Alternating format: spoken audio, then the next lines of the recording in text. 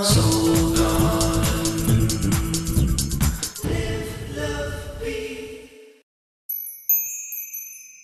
Hey there, Scorpions, and welcome now to Wednesday. Well, lucky you, sunny and cool for the first 3 days of business here in the new year. The moon is in your sign. That puts emotional focus for you on your ego and charisma. This is a transit that happens always once a month when the moon moves into our own sign.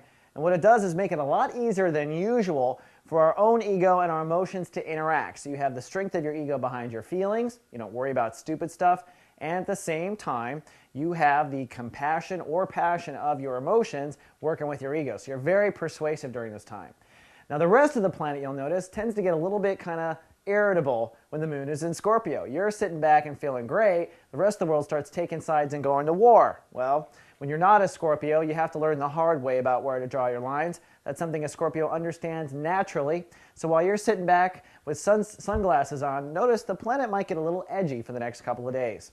Now, one thing I do want to point out is it looks like with a retrograde Mars now moving into Gemini, for the next 3 weeks of January, basically, or the first 3 weeks of January, you're going to find you may be moving backwards in your boundary issues.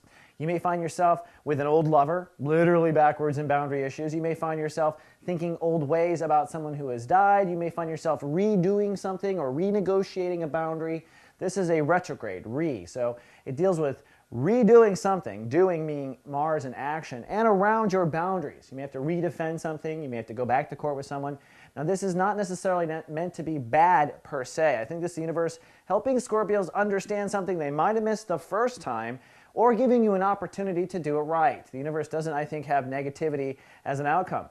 Realize, though, Jupiter is in Capricorn, the Sun is well in Capricorn, and for a year, you're going to be naturally more graceful at communicating your ideas and message than usual.